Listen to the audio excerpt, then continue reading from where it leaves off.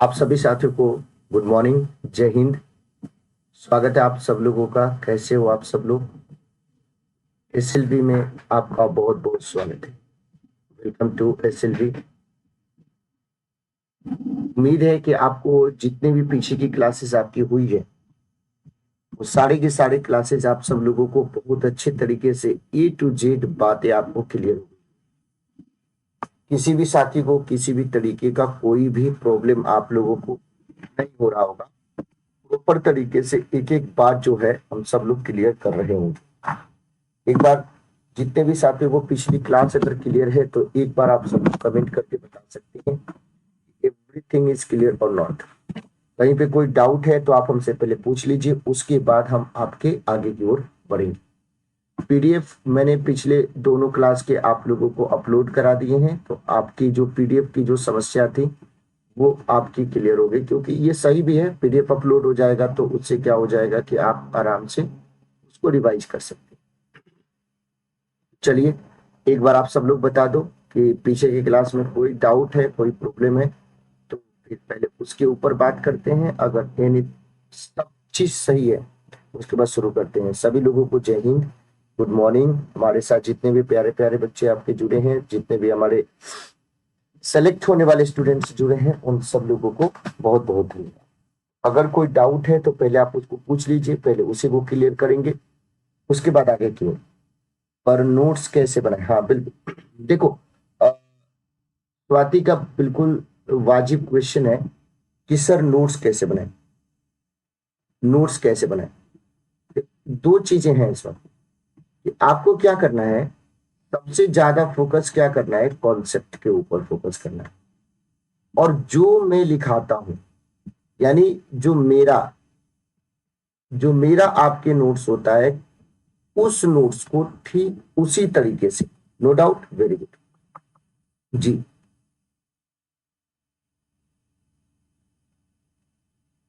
हाँ ठीक है, वेरी गुड। तो इस बात को आप समझिए कि जो मेरा नोट्स है, जैसे मैं बनाता हूं एज इट आपको बनाना है। यानी जैसे मैं आपको लिखता हूं, जिस तरीके से मैं माइंड मैप का यूज करता हूं।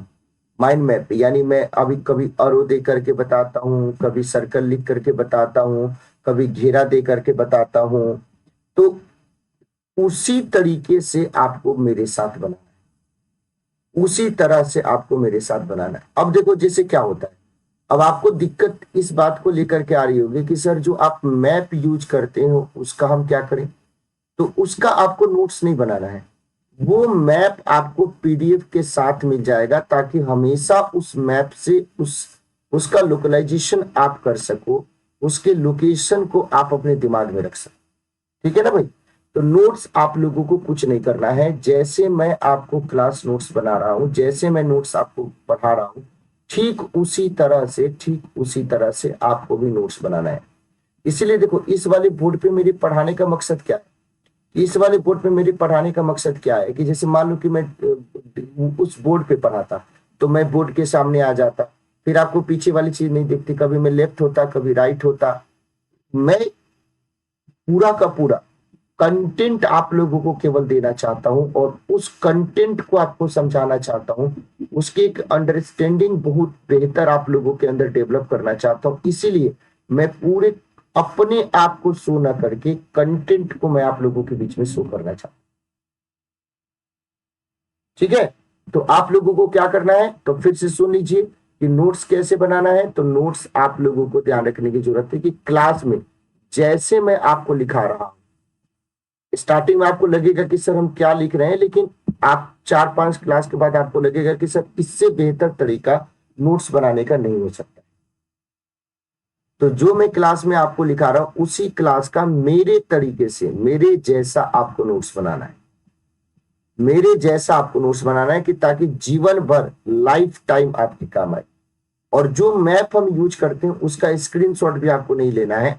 हम आपको उसका प्रॉपर तरीके से क्लास का जो मैंने आपको पढ़ाया है उसका पीडीएफ अपलोड करा देंगे, और उसको आप सब लोग अपने पास अपलोड करके रखेंगे, कि ताकि मैप का केवल ये होता है कि आपका जो मतलब एक तरीके से समझ है उस जगह पे जा करके बने, वहां पे जा करके बने। उस समय के बारे में सोच करके बने।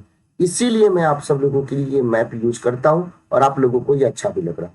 और कोई डाउट और कुछ, anything, any problem, any question, अगर आप और कुछ आप पूछना चाहते हैं तो पूछिए। देखो आप लोगों को मैं एक चीज बताना चाहता हूँ कि लाइफ में अगर समस्या है तो उस समस्या का समाधान भी है।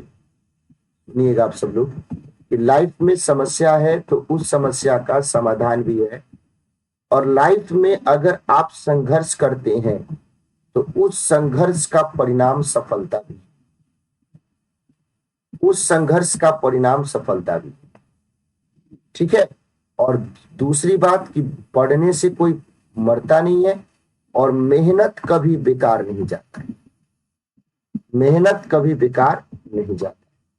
बस अब आप लोगों को थोड़ा सा अपने स्किल में चेंजेस करना पड़ेगा, थोड़ा स्मार्ट स्टडी करना पड़ेगा आप लोगों को, क्योंकि आज के जो क्वेश्चन पूछ रहे हैं वो पुराने तरीके से पुराने दर्रे पे पढ़ करके नहीं होगा, हमें थोड़ा अपने परिवर्तन लाना पड़ेगा। ठीक है भाई। और कुछ, एप्लीकेशन पे स्क्रीनशॉट नहीं होता है, एप्लीकेशन पे स्क्रीनशॉट नहीं होता है। इसका पूरा का पूरा जो आपका पीडीएफ है वो आपकी क्लास के बाद आपको खुद मिल जाएगा, तो उसकी चिंता आप ना करें। और कोई बताए, और कुछ आपको शिकायत है और कुछ आप कहना चाहते हैं तो सारी समस्या के पहले समाधान करते हैं। क्योंकि और दूसरी बात कि आप लोग मन लगा के पढ़ें और कहीं पे भी कोई दिक्कत हो तो आप हमसे जरूर शेयर करें। शुरू करा जाए आज की क्लास को। Good morning. शुरू करा जाए आज की क्लास को। अगर एक बार आप सभी साथी तैयार हैं तो एक बार आप बता सकते हैं जब सब लोग तैयार हो जाएंगे। और मेरी क्लास में बस आप लोगों से मैं एक रिक्वेस्ट छोटा सा करना चाहूंगा। अगर आप हमें अपना अच्छा वाला टीचर मानते हैं तो मेरे इस रिक्वेस्ट को पूरा करेंगे कि आप मेरे क्लास में एक्टिव रहें। जैसे मान लो कि मैं पढ़ाता हूं तो मैं ऑफलाइन जैसा पढ़ाने की कोशिश करता हूं। मैं ऐसा फील आप लोगों को कराना चाहता हूं कि आपके सामने बैठ करके आपको मैं समझा रहा हूं। तो जब भी मैं कोई टॉपिक आपको कराऊं और पूछूं कि क्लियर है कि नहीं, तो अगर क्लियर है तो जरूर कमेंट में लिखिए क्लियर सर, अगर देख रहे हैं तो। नहीं क्लियर है तो आप डाउट पूछें। अगर मान लीजिए आप बाद में क्लास देख रहे हैं तो बाद में भी क्लास देखने के बाद शांत ना हो जाए, क्लास देखने के बाद ये जरूर बताएं कि क्लास कैसी लगी, और अगर कहीं डाउट है तो उस डाउट को पूछ लेंगे। ठीक है।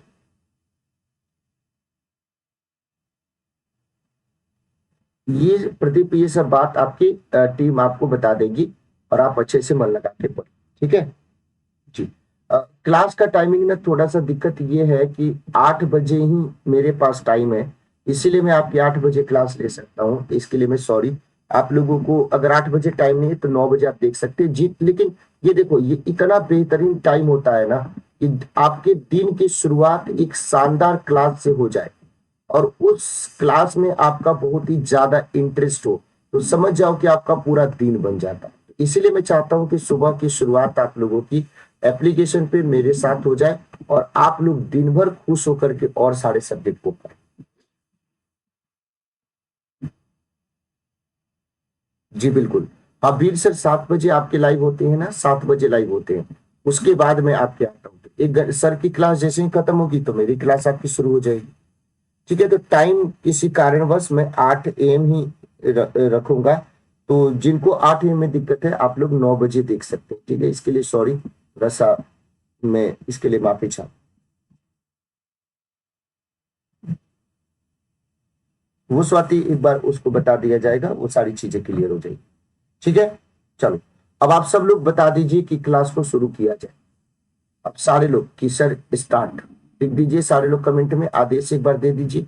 उसके बाद हम अपने टॉपिक को स्टार्ट करना चाहते हैं। जिस दिन आप लोगों का सिलेक्शन होगा पिंकी, उस दिन नाम भी बताएंगे। देखो हमारी पहचान हमारी कंटेंट से होनी चाहिए, हमारी पहचान SLV से होनी चाहिए। मैं यानी SLV स्टडी लवर भी यानी मैं यानी मेरा कंटेंट, और मेरा कंटेंट यानी आपका कॉन्सेप्ट, आपका कॉन्सेप्ट यानी आपका सिलेक्शन। ठीक है।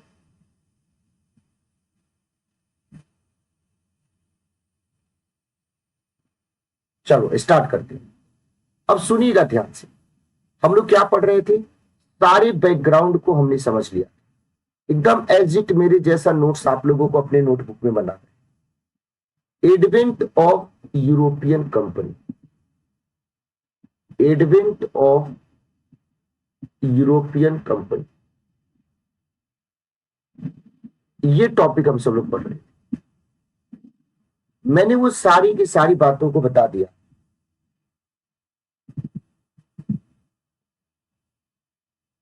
मैंने वो सारी बातें, अब सब लोग एकदम कॉन्सेप्ट में गोता लगाएंगे। भूल जाइए अपनी दुनिया में कि क्या आपके दुख है, क्या दर्द है, क्या परेशानी है, क्या समस्या है, सब कुछ भूल जाइए। अब हम लोग एक दूसरी दुनिया में चलते हैं, इतिहास की दुनिया में हम लोग चलते हैं। तो मैंने ये कुछ कहानी जो आपको बताया था पीछे बैकग्राउंड में, जहां तक हमको याद है, ये कहानी मैंने ऐसे आप लोगों को बताया था कि जो यूरोपियन कंपनी है वो क्यों भारत में आए। ये मैंने आंसर बता दिया था आप सब लोगों को। कौन से रूट से आ सकती थी, ये इसको हिंदी में बोलते हैं यूरोपीय कंपनियों का आगमन। यूरोपीय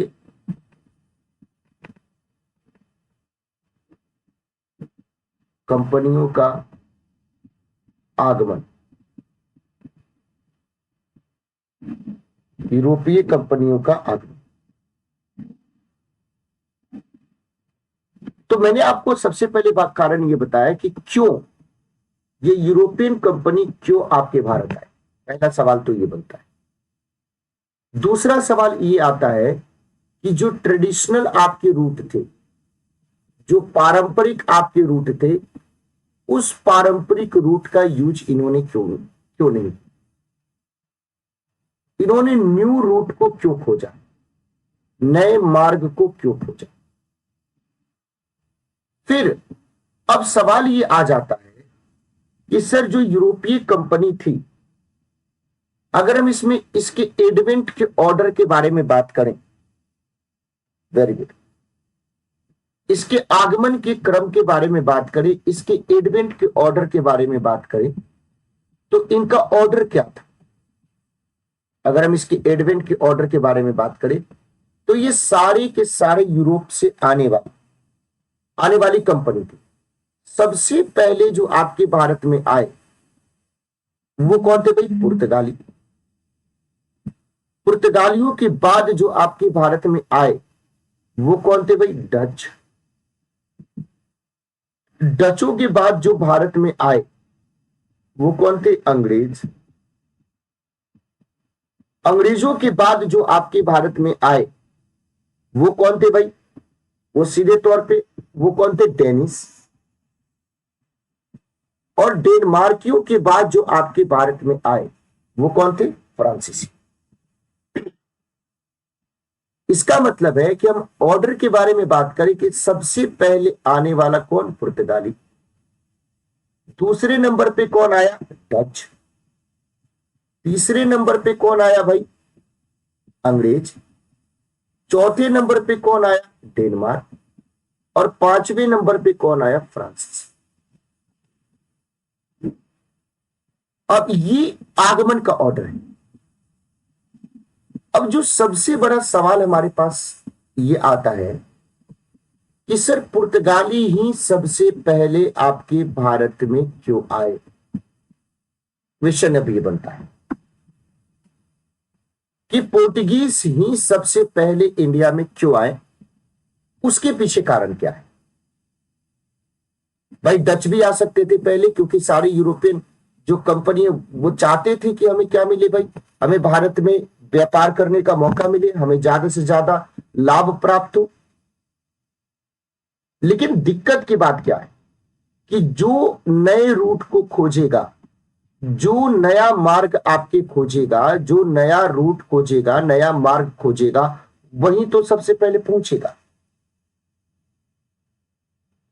यानी अगर हम ऐसे कहें कि सफलता तो सब कोई चाहता है, आरओ में सफलता सब कोई चाहता है, एआरओ में एआरओ में सक्सेस होना सब कोई चाहता है। लेकिन उसके लिए जो मेहनत करेगा वही तो सफल होगा। और जो जैसे मेहनत करेगा, जो अभी मेहनत करेगा वो अभी सफल होगा, जो अभी मेहनत करेगा वो अभी सफल होगा। अभी मेहनत कीजिए, आप अभी सफल होंगे। आप बाद में मेहनत करेंगे, आप बाद में सफल होंगे। लेकिन मेन जो टारगेट है, वो मेन टारगेट क्या है? सफल होना।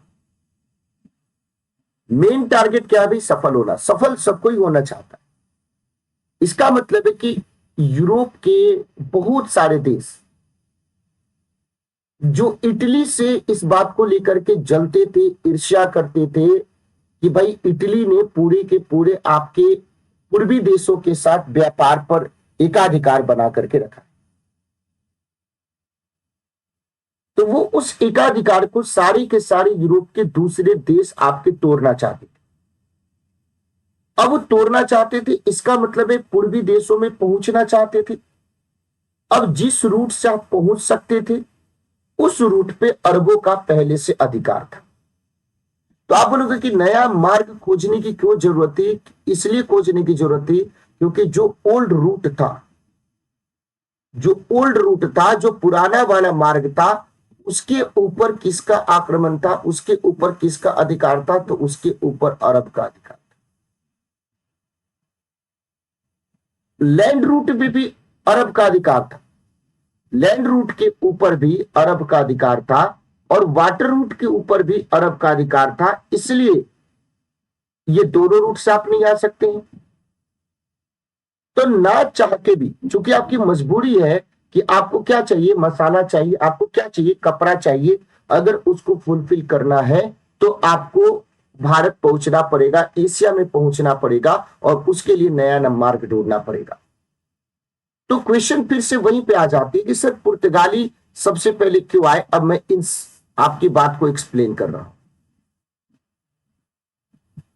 जो पुर्तगाल का रूलर था, जो पुर्तगाल का शासक था, जो पुर्तगाल का रूलर था, उसका नाम क्या था? उसका नाम था डॉन हेनरिक। उसका नाम क्या था? उसका नाम था डॉन हेनरिक। अब डॉन हेनरिक के बारे में बात करें तो इसी को किसके नाम से जाना जाता है? हेनरी द नेविगेटर के नाम से जाना जाता है।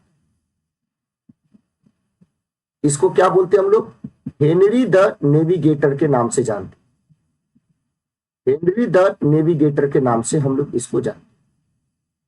अब डॉन हेनरिक जो पुर्तगाल का शासक था, उसने क्या किया, यानी जो पुर्तगाली थे वो इस बात से परेशान होने लगे, सारे के सारे यूरोप के देश परेशान थे कि भाई इटली कितना ज्यादा तरक्की कर रहा है। स्पेशली इटली में एक इटली का शहर हुआ करता था वेनिस, इटली का एक शहर हुआ करता था वेनिस।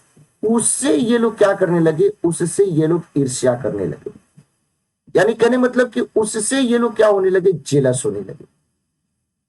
उससे ये लोग क्या होने लगे? जेलस होने लगे कि किस तरीके से इटली पूर्व के देशों से व्यापार करके अपने आप को मजबूत कर रहा है। तो पुर्तगाली जो शासक था डॉन हेनरिक, उसने क्या किया? बोला कि काम करते, हमको ये पता है कि पहुंचना कहां पे है भाई? एशिया पहुंचना है।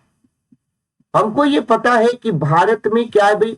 खूब ज्यादा पैसा है, खूब ज्यादा वहां पे मसाले हैं, कपड़े हैं, वहां पे पहुंचना है। तो इसने क्या किया?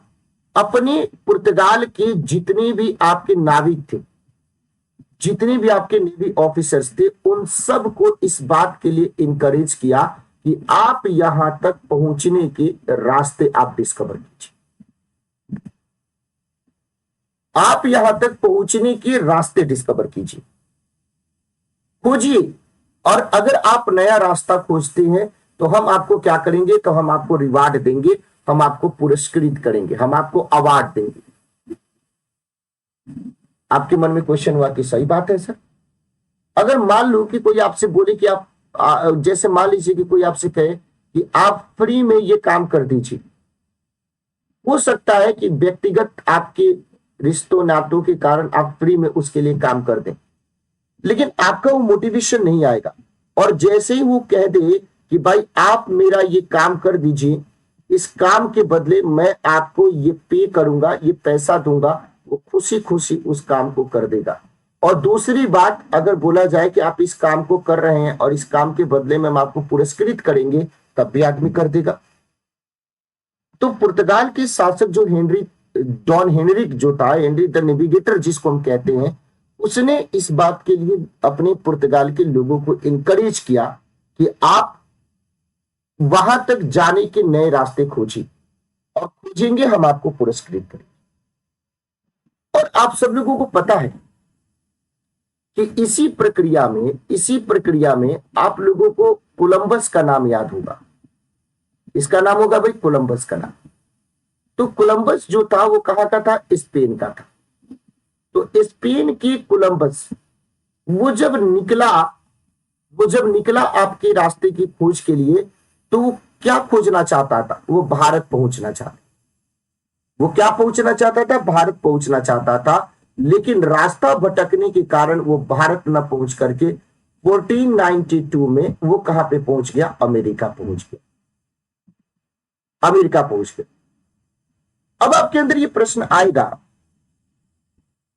कि सर एक बात बताओ आप, कि आप बता रहे हो कि पुर्तगाली को नए रास्ता खोज लेना चाहिए, तो क्या उस समय वो सारी की सारी आपकी व्यवस्थाएं थी जिसके माध्यम से पहुंचा जा सकता था? बिल्कुल व्यवस्था थी। तो आप किस प्रकार की व्यवस्था की बात कर रहे हैं? तो व्यवस्था यानी कहने का मतलब कि क्या सर उस समय एक जगह से दूसरे जगह जाने के लिए जहाज बन गए थे? तो बिल्कुल, शिप बिल्डिंग आपके शुरू हो गया था। सर कैसे पता लगेगा कि हम कौन से दिशा में जा रहे थे? तो उस दिशा को बताने के लिए आपके डायरेक्शन वाला जो आपके इंस्ट्रूमेंट होता है वो बन गया था। यानी बहुत सारे आपके रिसर्च हो रहे थे, बहुत सारी डिस्कवरी हो रही थी, जिसने और ज्यादा आसान बना दिया कि आप आराम से अगर जाना चाहते हैं तो आराम से वहां पे आप पहुंच सकते हैं। अब कोलंबस तो निकला था भारत की खोज के लिए, लेकिन कोलंबस पहुंच कहां गया? कोलंबस आपके पहुंच गया सीधे तौर पे अमेरिका। तो भारत की तो खोज नहीं हो पाई। अब यहां पे एक पुर्तगाली नाविक था जिसका नाम क्या था? आप सब लोगों ने सुना भी होगा। उसका नाम था बार्थोलोम्यू डियाज। उस शख्स का नाम क्या था? तो उस शख्स का नाम था बार्थोलोम्यू डियाज। उसका नाम था, क्या नाम था? बार्थोलोम्यू डियाज उसका नाम था। खूब अच्छे से आप समझिएगा, क्योंकि कहानी अब अपनी शुरू हो गई। Bartholomew Diaz. अभी जो बार्थोलोम्यू डियाज था, अब ये पुर्तगाली नागरिक ये कहां पे पहुंचा? यानी कहने का मतलब है कि ये क्या था भाई? तो ये पोर्टुगीज नेविगेटर था, और ये भी इस नए रास्ते की खोज में पुर्तगाल से आपके क्या करा भाई? पुर्तगाल से आपके निकला। आपने बोला कि चलो ठीक है। 1487 में, 1487 में ये कहां पे पहुंच गया? ये पहुंच गया अफ्रीका का जो आपका अंतिम किनारा है वहां पे पहुंच गया। जो अफ्रीका का जो अंतिम किनारा है वहां पे आपके पहुंच गया। और उसी अंतिम किनारा पे पहुंचने के बाद उस अंतिम किनारे को उसने नाम क्या दे दिया? तो उसने नाम दे दिया, उसको हम लोग क्या बोलते हैं? Cape of Good Hope. उसको क्या कहते हैं हम लोग? Cape of Good Hope. लेकिन देखो कभी कभी क्या होता है कि हमारे पास पेशेंस नहीं होता है, धैर्य नहीं होता है। हमारे पास पेशेंस नहीं होता है, हमारे पास धैर्य नहीं होता है, और हम कभी कभी सफलता के नजदीक भी पहुंच करके हम वापस लौट आ जाते। इसका मतलब क्या है? कि हमने मेहनत किया, खूब मेहनत किया, हम थोड़ा और मेहनत करते तो आराम से हमें सफलता मिल जाती। लेकिन हम क्या होते हैं? परेशान हो जाते हैं। हम क्या कहते हैं कि नहीं यार ठीक है, और वापस लौट जाते। नहीं, आपको थोड़ा और पुश करना चाहिए था, और मेहनत करना चाहिए था। इस बार सफलता आपके कदम को छू। तो बार्थोलोम्यू डियाज अफ्रीका के अंतिम किनारे केप ऑफ गुड होप पहुंच करके वो वापस लौट आए। अगर बार्थोलोम्यू डियाज और थोड़ा सा कोशिश करता तो आगे पहुंच जाता, और जिस मिशन पे निकला था वो मिशन पूरा कर देता। लेकिन बार्थोलोम्यू डियाज ने एक रास्ता दिखा दिया और बता दिया। तो इसीलिए जो हमारे पहले की तैयारी करने वाले लोग होते हैं, या हमारे घर में जो हमसे पहले जो पढ़ने वाले आपके लोग होते हैं, वो क्या कहते हैं कि थोड़ा सा और मेहनत में करता तो हो जाता। इसीलिए तुम हार मत मानना, मेहनत करते रहना। अब बार्थोलोम्यू डियाज ने जो आपके एक तरीके से रास्ता आपके दिखाया, अब उस रास्ते पे चलना था। आफ्टर 10 ईयर्स, 10 साल के बाद बार्थोलोम्यू डियाज का जो आंशिक सफलता था, अब पूरे तरीके से पूर्णतः आपके उस सफलता में चेंज होने वाला है। अब यहां पे देखो, ये वाला जो आपको दिखाई दे रहा है, ये जो दिखाई दे रहा है उसको थोड़ा ध्यान से देखिएगा। यही है वो केप ऑफ गुड होप, यही है वो केप ऑफ गुड होप, जहां पे आपके बार्थोलोम्यू डियाज पहुंच करके क्या हो गया भाई, तो जहां पे बार्थोलोम्यू डियाज पहुंच करके आपके वापस आ गए अफ्रीका के अंतिम किनारे। अगर वो उसको क्रॉस कर देता, अगर वो उसको क्रॉस कर देता तो फिर क्या हो जाता भाई, तो वो उसको क्रॉस कर देता तो वो जहां पे पहुंचना चाहता था वहां पे पहुंच जाता। लेकिन चलो, the most south western point of the African continue, ये वाला जो है आपके केप ऑफ गुड होप, वहां पे आज भी बोर्ड लगा हुआ है। जब आप सेलेक्ट हो जाएंगे तो जरूर जाइएगा घूमने, आपको बहुत अच्छा लगेगा। आपने बोला कि ठीक है सर। तो अब वो कौन सा व्यक्ति आया, देखो वास्को डिगा, इसको बार्थोलोम्यू डियाज को क्या करना चाहिए था। हम लोग क्या करते हैं, हम लोग जैसे मान लो कि आप हो और आप कहीं पे जाते हो, आप कहीं पे जाते हो और मान लीजिए कि आपको पता है कि हमको यहाँ पे पहुंचना है। जैसे एग्जांपल के तौर पे मान लीजिए कि एक प्लेस है, उस प्लेस का नाम है इंडिया, हमको इंडिया पहुंचना है और आप यहाँ पे अफ्रीका के अंतिम किनारे पे पहुंच गए हैं और आपको खुद से नहीं समझ में आ रहा है, तो अफ्रीका में क्या करेंगे, वहां पे किसी से पूछ लेंगे कि भाई इंडिया कहाँ पे है, वो बता देगा आपको। बिल्कुल, कंपास से डायरेक्शन का पता लग जाता है। बिल्कुल, बात समझ गए आप। तो यानी किसी से पूछ लेंगे। अब यही चालाकी एक व्यक्ति ने किया और उस व्यक्ति का नाम क्या था, तो उस व्यक्ति के बारे में अब हम सब लोग डिस्कशन करते हैं। उसका नाम क्या था, तो उसका नाम था वास्को डिगामा। तो अब आप अगले कैरेक्टर को लिखिए और उसको समझिए, वास्को डिगामा। अब हम लोग किसके बारे में पढ़ेंगे भाई, वास्को डिगामा के बारे में। वास्को डिगामा,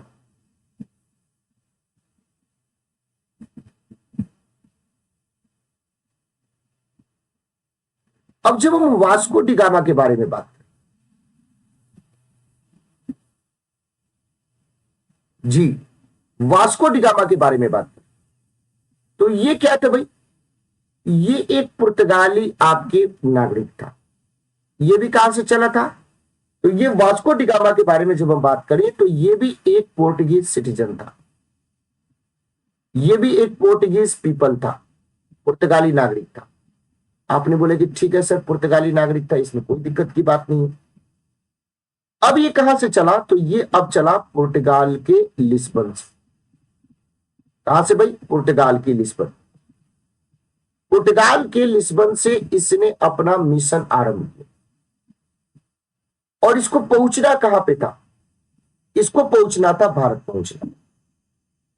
अब इसको पता था कि बिना रुके बिना थके हमें कहां पे पहुंच जाना है, तो कहां पे पहुंच जाना है, तो हमें पहुंच जाना है, उस रूट का नाम क्या है, तो आप लोग खुद बताइए। जिस रूट को बार्थोलोम्यू डियाज ने क्या किया, खोज दिया था, केप ऑफ गुड होप। बोला कि एक बार में उठना है और अपने कहां पे पहुंच जाना है, तो पहुंच जाना है आपको कहां पे, तो केप ऑफ गुड होप। तो ये जो आपके वास्को डिगामा था, वो 3 जहाज के साथ, अपने 3 शिप के साथ, 3 जहाज के साथ वो इस रूट का प्रयोग करते हुए आपके पहुंच गया अफ्रीका के अंतिम किनारे।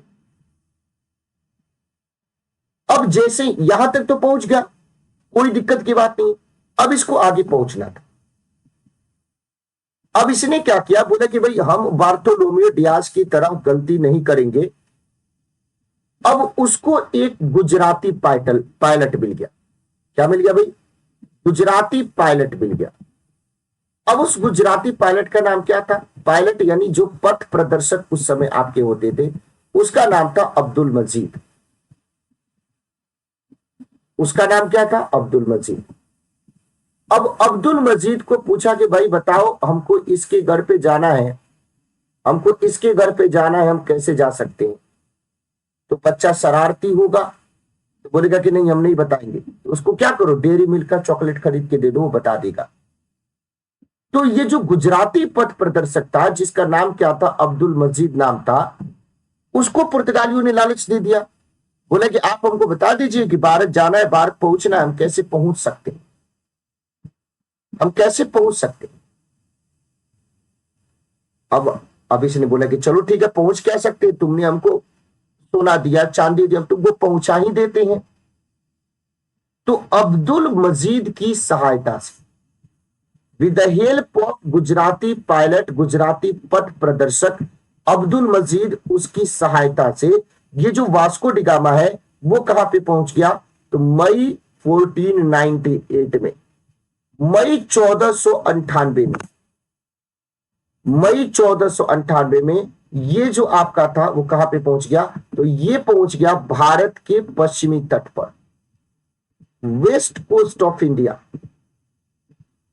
वेस्ट कोस्ट ऑफ इंडिया यानी भारत का जो पश्चिमी तट है वहां पे पहुंच गया। और वहां पे स्पेसिफिक किस जगह पे पहुंचा?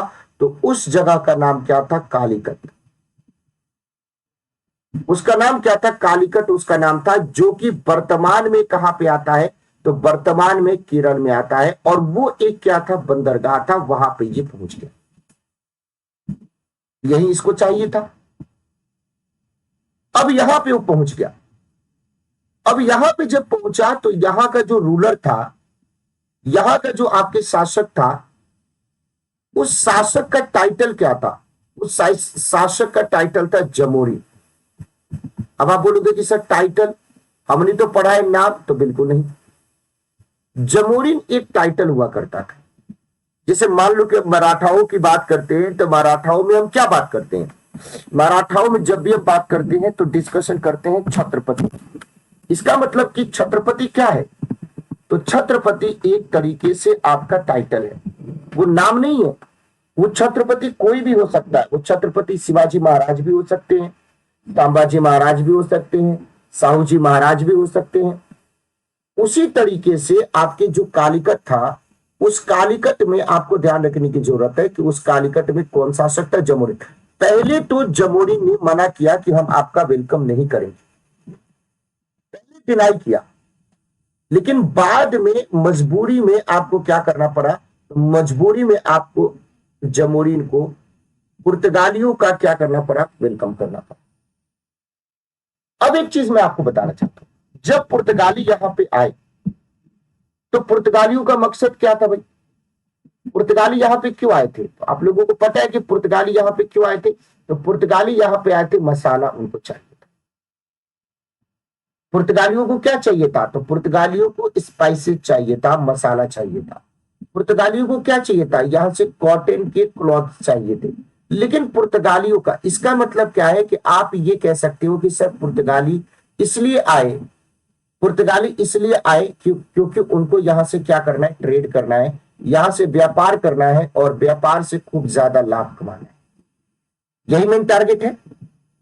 लेकिन एक जो छुपा हुआ एजेंडा पुर्तगालियों का था, वो छुपा हुआ एजेंडा क्या है कि इस समय में जिस तरीके से आपके इस्लाम का प्रचार प्रसार हो रहा है, इस्लाम का विस्तार हो रहा है, यानी यूरोप के लोगों को यह लगता था कि कहीं ना कहीं हमारा धर्म खतरे में हो सकता है। इसीलिए इन लोगों का जो छुपा हुआ एजेंडा था वो था ईसाइयत का प्रचार करना। वो क्या भाई? ईसाई धर्म का प्रसार करना और यहाँ के लोगों को क्या बनाना? तो यहाँ के लोगों को ईसाई बनाना, यहाँ के लोगों को क्रिश्चियन बनाना। यहाँ के लोगों को क्या बनाना है? तो यहाँ के लोगों को क्रिश्चियन बनाना। तो यानी जो आपके पुर्तगालियों का, यूरोपियंस का जो सबसे बड़ा एजेंडा है वो व्यापार तो है ही, लेकिन हमको साथ साथ में ये भी ध्यान में रखने की जरूरत है कि इनका एजेंडा ये भी है कि वो अपने धर्म का प्रचार प्रसार करना चाहते हैं। वो अपने धर्म का क्या करना चाहते हैं भाई? तो वो अपने धर्म का प्रचार प्रसार करना चाहते हैं। बात समझ गए मेरी बातों को? तो छुपा हुआ जो एजेंडा है, वो हाइड एजेंडा जो है, इनका एजेंडा ये। अब दिक्कत क्या हुआ कि ये जो पुर्तगाली थे, अब पुर्तगालियों को इस बात का पता था, पुर्तगालियों को इस बात का पता था कि हमें सबसे ज्यादा भारत में, एशिया में किसके साथ दिक्कत है? अरब के साथ दिक्कत है। तो पुर्तगालियों ने अपना पूरा का पूरा ध्यान किसके ऊपर फोकस किया? तो पूरा का पूरा ध्यान फोकस किया कि अरबों को किस तरीके से, तो याद रखिएगा कि जो पुर्तगालियों की नेवी थी उसके सामने अरब की नेवी कुछ भी नहीं थी। इसीलिए पुर्तगालियों ने अरबों को अपने रास्ते से पूरे तरीके से खत्म कर दिया। और जब आप देखोगे तो पुर्तगालियों का टारगेट क्या होता है कि जो इस्लाम है, वो इस्लाम के बहुत बड़े दुश्मन के तौर पे वो क्या चाहते हैं कि इस्लाम को क्या कर दिया जाए? समाप्त कर दिया जाए। तो इस्लाम को समाप्त करने की भी ये बात करते हैं। तो जब यहां पे आए, ये भारत जब आए, तो आप सब लोगों को ये बात समझनी है कि ये इन्होंने अपने रास्ते से अरबों को क्या कर दिया? खत्म कर दिया, अरबों को समाप्त कर दिया। अरबों को क्या कर दिया? समाप्त कर दिया। और ये खुद यहाँ की बड़ी शक्ति बन गए। अब मेरी बातों को थोड़ा समझिए और ज्यादा क्लियर हो। यहां पे आप लोगों को मैप दिख रहा होगा, यहां पे आप सब लोगों को मैप दिख रहा होगा कि कैसे आपके पुर्तगाली यहां पे आए थे। जी, बात समझ गए? तो अब इसका मतलब है कि उस रास्ते से तो ये नहीं आ सकते थे जिस रास्ते पे अरबों का व्यापार था। इसीलिए इन्होंने अलग रास्ते को खोज करके भारत पहुंच करके और अपनी मजबूत नेवी के माध्यम से यहां से अरबों का प्रभाव पूरे तरीके से अरविंद क्या कर दिया? अरविंद खत्म कर दिया।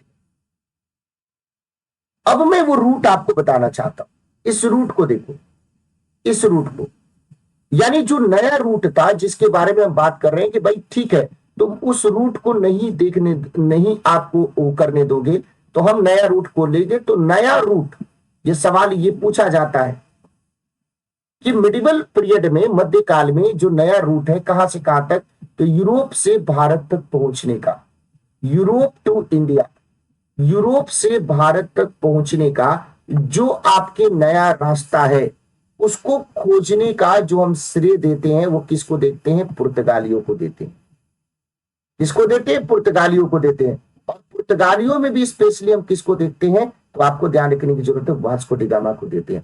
तो वास्को डिगामा ने वो कर दिखाया जो सारे के सारे आपके यूरोप के देश चाहते थे, सारे के सारे पुर्तगाल के नाविक चाहते थे। और उसने केप ऑफ गुड होप, तो ये वाला देखो, ये क्या है? ये आपको दिखाई दे रहा होगा पुर्तगाल का लिस्बन, आपको दिखाई दे रहा होगा। ये क्या दिखाई दे रहा है भाई? तो पुर्तगाल का लिस्बन दिखाई दे रहा है। अब यहां से ये चला और इस वाले रूट का प्रयोग करके, इस वाले रूट का, ये देखो केप वर्डे आइलैंड है, आप लोगों ने ज्योग्राफी में पढ़ा होगा। यहां से सेंट हेलेना है, यहां से Atlantic Ocean, Cape of Good Hope यहां तक पहुंच गया। और यहां पहुंचने के बाद सीधे तौर पे इस रास्ते को यूज करके, इस रास्ते को यूज करके वो कहां पे पहुंच गया? तो वो आपके पहुंच गया कालीकट में पहुंच गया। वो कहां पे पहुंच गया? तो वो आपके कालीकट में पहुंच गया। और ये कालीकट कहां पे? केरल में। अब आपके मन में ये प्रश्न आएगा, और बिल्कुल आना भी चाहिए। मैं, और देखो पहले मैंने क्या बताया था?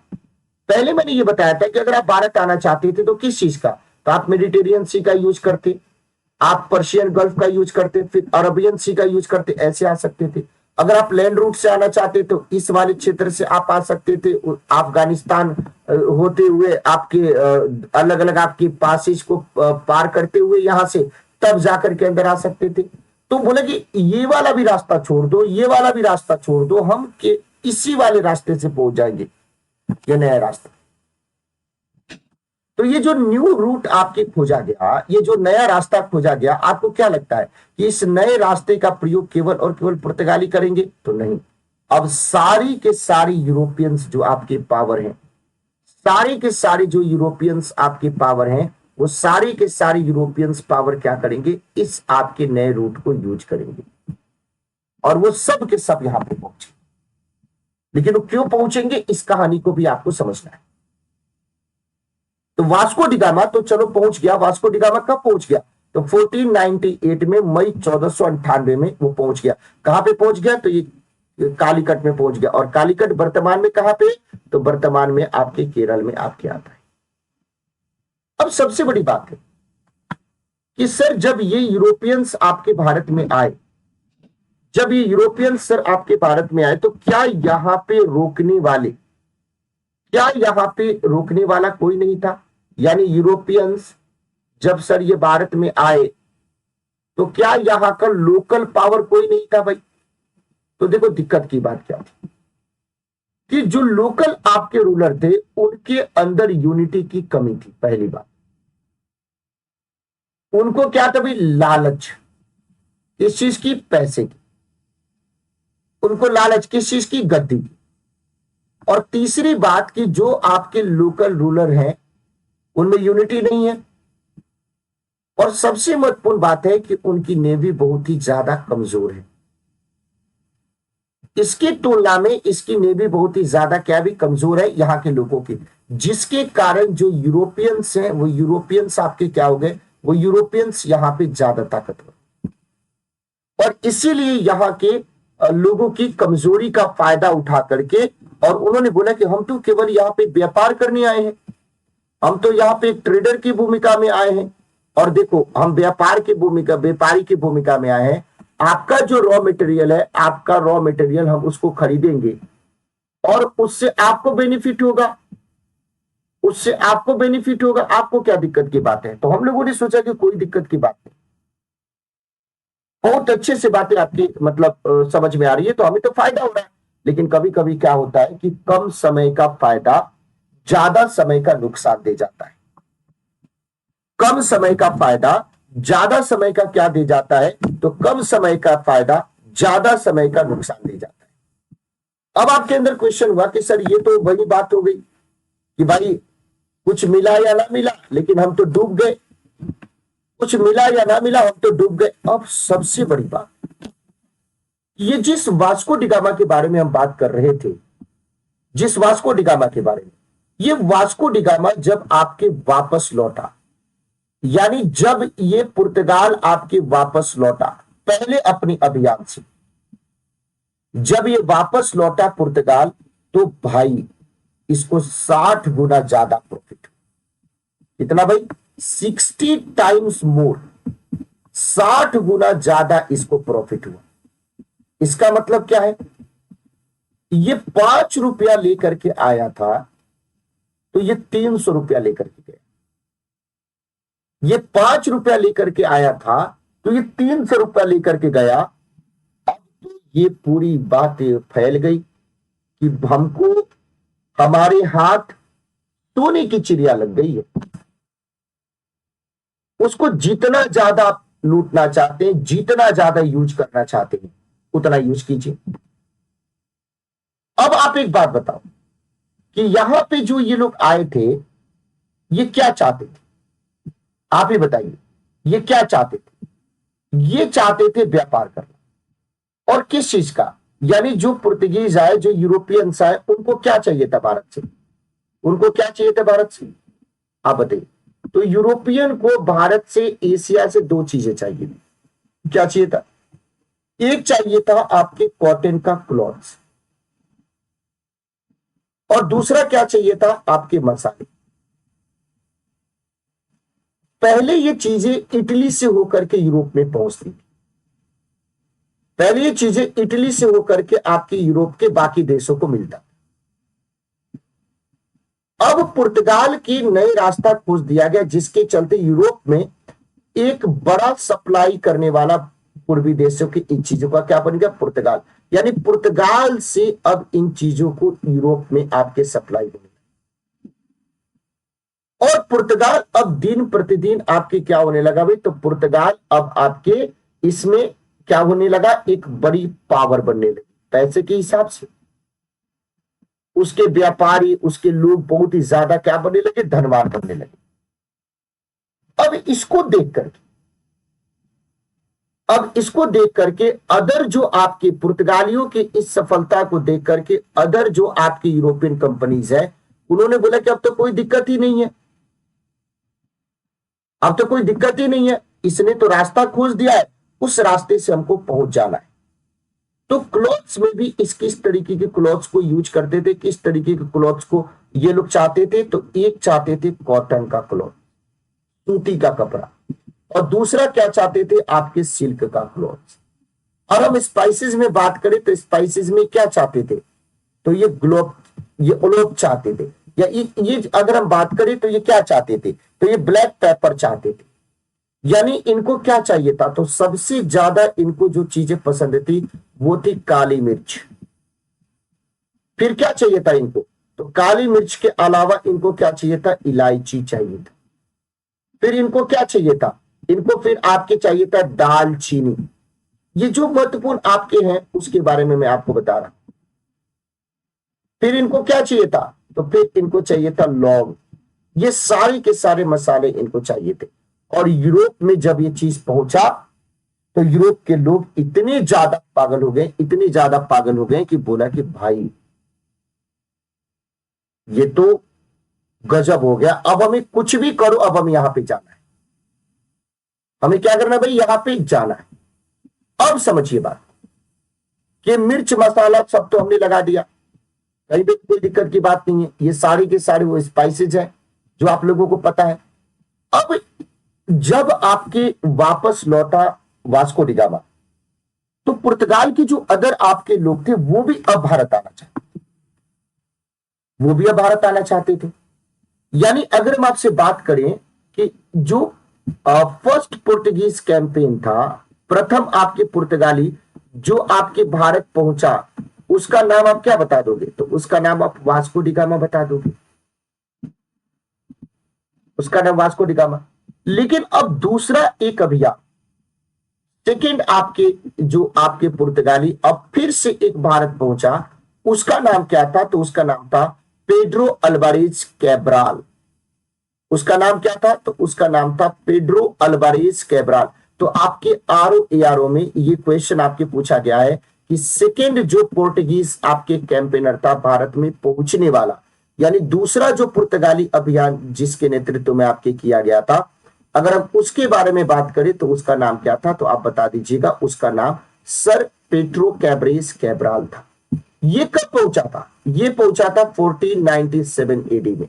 और ये कब पहुंच गया, तो ये आपके पहुंच गया 1500 में। इसका मतलब क्या है कि अब भारत में पुर्तगालियों का आना जाना शुरू हो गया, आना जाना आपके क्या हो गया भाई, शुरू हो गया। अब एक कैब्राल पहुंचा, तो कैब्राल का भी, यानी जो अर्ली आपके जो जितने भी स्टार्टिंग में पुर्तगाली आए, जितने भी आपके पुर्तगाली आए, उन सबका संघर्ष किसके साथ होगा, तो यहां पे रह रहे अरबों के साथ होगा। और इन सब लोगों ने अपनी मजबूत नेवी के माध्यम से जो इनके सबसे बड़े दुश्मन, जो इनके रास्ते में सबसे बड़े आपके कांटे थे, अरबों को इन्होंने निकाल करके फेंक दिया।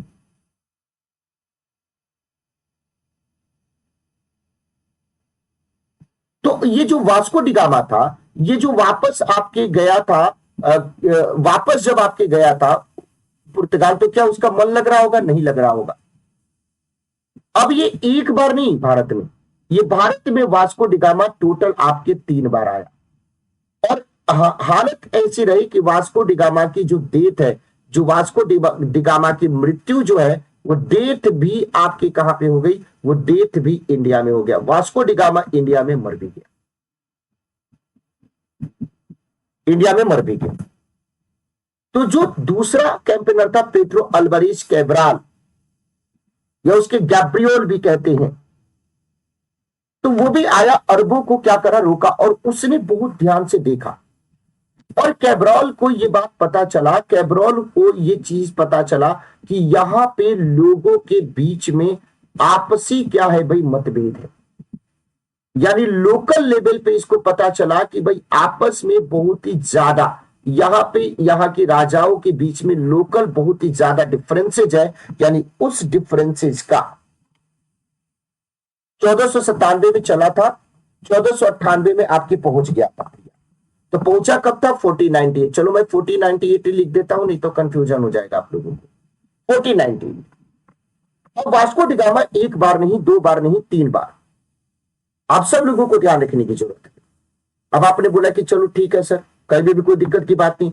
तो एक बार कब आया था? तो एक बार आया था, आप लोगों को याद होगा, 1498 में, जब केवल एक पुर्तगाली आपके नाविक के तौर पे, व्यापारी के तौर पे आया था। दूसरी बार वो भारत में कब आया? 1502 में आया। फिर तीसरी बार वो भारत में कब आया? तीसरी बार वो भारत में कब आया? 1524 में आया। और 1524 में आया, उसके बाद यहीं पे 1524 में उनकी उसका कोचीन में क्या हो गया? डेथ हो गया। उसका क्या हो गया? कोचीन में आपका डेथ हो गया, कोचीन में उसकी क्या हो गई? मृत्यु हो गई। तो वास्को डी गामा के बारे में आपको ध्यान रखने की जरूरत है। भारत में एक बार नहीं, दो बार नहीं, आपको ध्यान रखने की जरूरत है। एक बार नहीं, दो बार नहीं, तीन बार ये भारत में टोटल वास्को डी गामा आया था, जिसके बारे में मैंने आपको बातें बताई, जिसके बारे में डिस्कशन हमने किया। अब समझिए,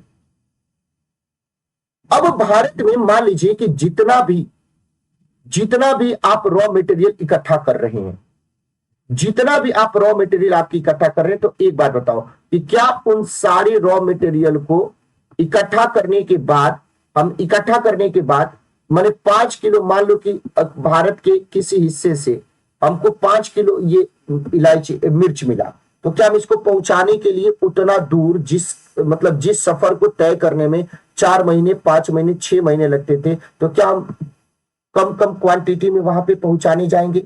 नहीं पहुंचाने जाएंगे। पहुंचाने जाएंगे? नहीं पहुंचाने जाएंगे। तो इसका मतलब क्या हुआ है कि पुर्तगालियों ने ये सोचा कि भाई हमको जितना भी हम भारत से रॉ मटेरियल इकट्ठा कर रहे हैं, उन सारे रॉ मटेरियल को स्टोर करने के लिए कोई जगह चाहिए। तो आरंभ में, स्टार्टिंग में, जो यूरोपियंस के द्वारा अपने रॉ मटेरियल को इकट्ठा करने के लिए जो जगह होता था, उसी को क्या बोलते थे? फैक्ट्री कहते थे।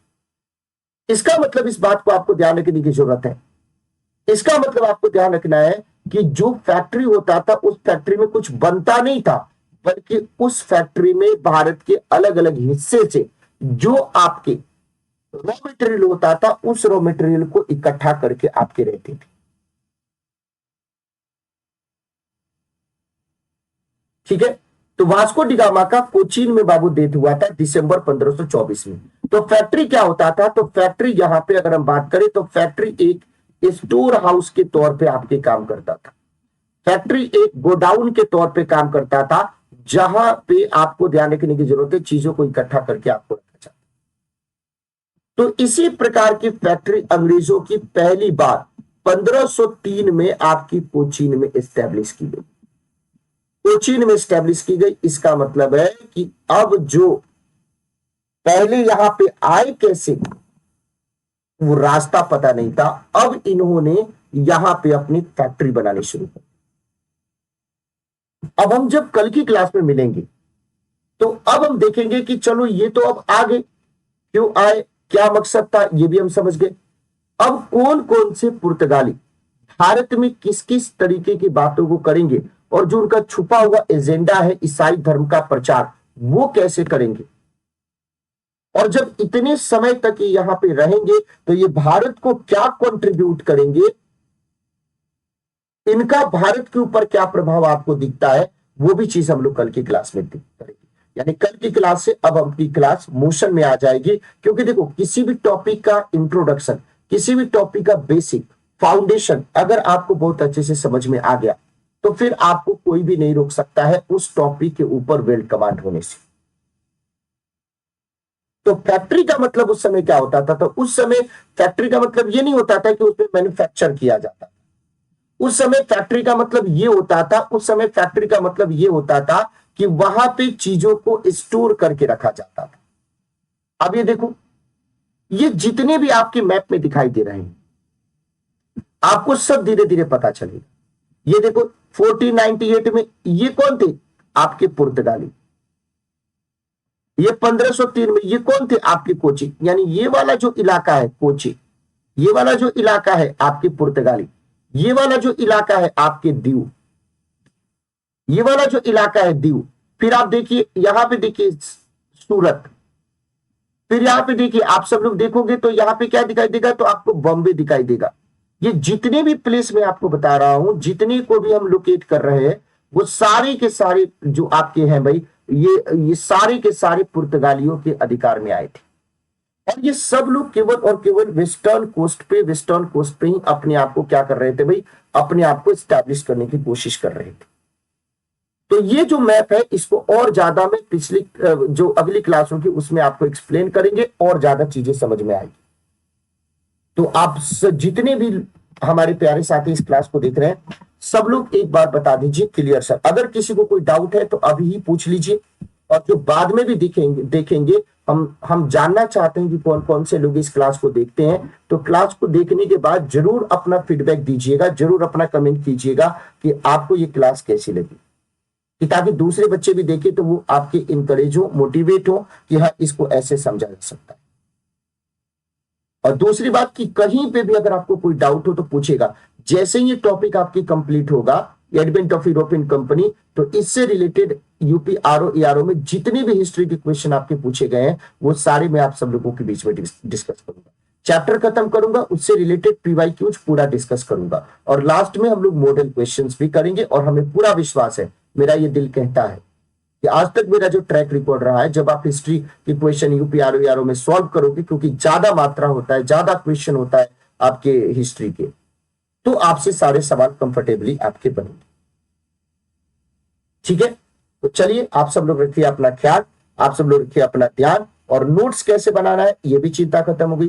पीडीएफ मैंने पिछले दोनों क्लास का अपलोड करा दिए, ये भी मैं क्लास सबको अपलोड करा दूंगा। बस आप लोग कोशिश कीजिए कि सुबह में 8 बजे मेरे उठने से पहले आप सब लोग उठ जाइए और क्लास में आ जाइए, और बेहतरीन सी क्लास के साथ अपने दिन की शुरुआत कीजिए, और मन लगा करके पूरे दिन में इस सपने के साथ कि अब हम सिलेक्शन के बहुत करीब है, उसको हम लोग करेंगे।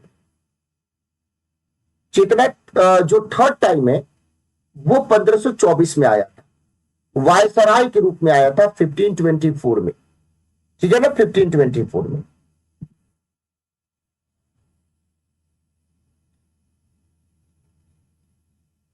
अगर फोंट साइज में ज्यादा कर दूंगा ना, तो फिर आप लोगों को मजा नहीं आएगा क्लास में। ऐसा लगेगा ना कि जैसे हम नर्सरी एलकेजी में नहीं पढ़ाते थे क से कबूतर, वैसा लगने लगेगा।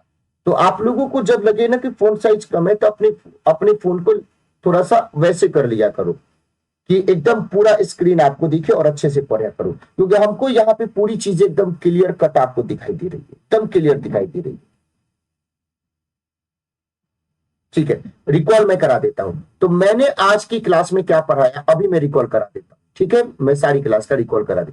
अभी मैंने आपको पढ़ाया कि advent of European company, European company क्यों आए, वो कौन से रूट से आ सकते थे, उस रूट से क्यों नहीं आए, उन्होंने नया रूट क्यों खोजा, और कौन कौन से आपके यूरोप के देश कंपनी के रूप में यहां पे आए। तो सबसे पहले पुर्तगाली, फिर डच, फिर अंग्रेज, फिर डेनमार्क, फिर फ्रांसीसी। फिर मैंने ये बोला कि पुर्तगालियों ने ही नया रास्ता क्यों खोजा, पुर्तगालियों ने ही नया रास्ता क्यों खोजा। ठीक है भाई, तो पुर्तगालियों ने ही नया रास्ता क्यों खोजा, तो उसके पीछे मैंने कारण बताया कि जो एफर्ट लगाएगा वही सबसे पहले खोजेगा। पुर्तगाली जो रूलर था डॉन हेनरिक, वो इस तरीके के नए रास्ते खोजना चाहता था, वो व्यापार के नए आपके मार्ग खोजना चाहता था, मार्केट खोजना चाहता था। और उसको पता है कि हमको एशिया पहुंचना है, उसको पता है कि हमको इंडिया पहुंचना है, और उसके लिए वो अपने यहाँ के सेलर्स को, अपने यहाँ के नेविगेटर को, अपने यहाँ के नेवी ऑफिसर्स को इनकरेज करता है कि अगर कोई ऐसा करेगा तो हम उसको खूब ज्यादा पैसा देंगे, सम्मानित करेंगे। उसी क्रम में, क्योंकि पुर्तगाल जो है या यूरोप की दूसरी जो देश है वो इटली, जो पहले पूर्व के देशों के साथ व्यापार करता था, और इटली से होते हुए पूर्व के देशों की जो आपकी चीजें हैं यूरोप के मार्केट में पहुंचती थी, जिसके कारण इटली बहुत ही ज्यादा संपन्न हो गया था। तो यूरोप के बहुत सारे देश जो है,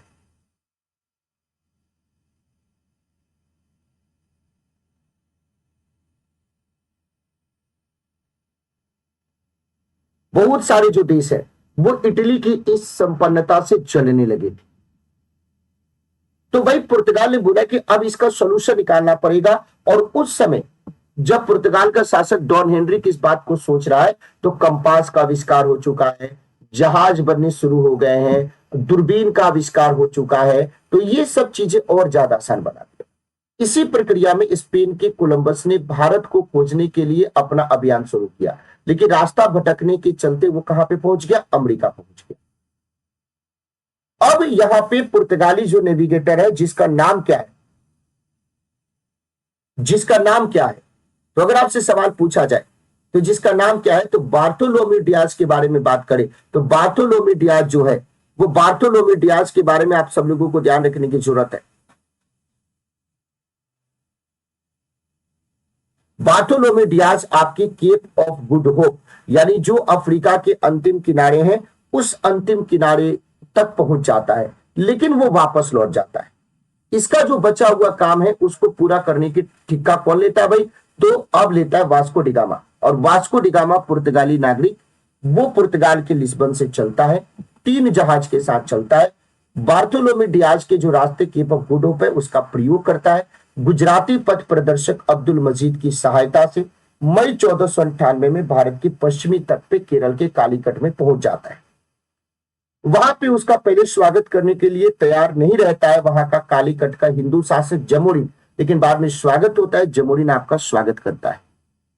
लेकिन पुर्तगालियों का जो एक छुपा हुआ एजेंडा था, जो मैंने आपको बताया था कि इस्लाम जिस तरीके से पैर अपना पसार रहा था, उसको वो ज्यादा प्रभावी ना हो जाए और हमारा धर्म कहीं ना हाइड ना हो जाए, तो ईसाइयत का प्रचार करना इसका छुपा हुआ एजेंडा था। इसीलिए जब पुर्तगाल यहां पे आए तो कालीकट में और भारत में उन्होंने सबसे पहले निशाना अरबों को बनाया, जिस अरबों के चलते उनको नया मार्ग खोजना पड़ा था, और अरब और इस्लाम को अपना दुश्मन मानते थे। तो इनका मुख्य काम क्या था? व्यापार, लेकिन व्यापार के साथ साथ इन्होंने धर्म का भी प्रचार किया। वास्को डी गामा जब वापस आपके पुर्तगाल गया तो उसको 60 गुना ज्यादा प्रॉफिट हुआ, 60 गुना ज्यादा आपके प्रॉफिट हुआ। तो ये वो रास्ते थे जिस रास्ते से आपके, और क्यों ये पुर्तगाली यहाँ पे क्यों डोमिनेंट हो गए, क्यों अपने आप को स्टैब्लिश कर लिए, उसके पीछे कारण क्या है कि यहाँ के लोकल रूलर्स में यूनिटी की कमी थी, लालच बहुत ज्यादा था, और यूरोपियंस की नेवी बहुत मजबूत थी, और यहाँ पे भारत में चोल और मराठाओं के अलावा किसी के पास नेवी नहीं थी। अब इनको यहां से क्या चाहिए था? रॉ मटेरियल चाहिए था। रॉ मटेरियल में क्या चाहिए था? क्लॉथ्स, कॉटन के चाहिए थे, सिल्क के चाहिए थे। मसाले में क्या चाहिए थे? लौंग चाहिए थे, इलायची चाहिए थे, दालचीनी चाहिए था, काली मिर्च चाहिए था। तो अब थोड़ा सा जो व्यवस्था है वो चेंज हो गया।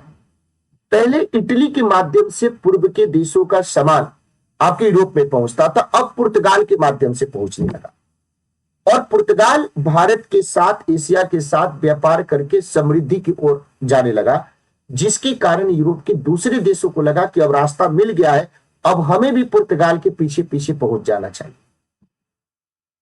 तो पहला जो आपका अभियान है पुर्तगालियों की तरफ से, वो वास्को डी गामा ने किया, लेकिन पुर्तगालियों के बाद दूसरा अभियान कैब्रॉल ने किया। 1500 में आया और उसने अरबों को पराजित किया, और उसको एक बात पता चल गई कि यहाँ के लोकल रूलर्स के बीच में आपस में बहुत ज्यादा मतभेद है। इसीलिए जितने भी आरंभिक जो पुर्तगाली है वो सारे के सारे अरबों को क्या कर देते हैं भाई? पराजित कर देते हैं। और वास्को डी गामा एक बार नहीं, 2 बार नहीं, 3 बार आता है। तीसरी बार वो पुर्तगाली वायसराय बन करके आता है और यहीं पर उसका तेत हो जाता है।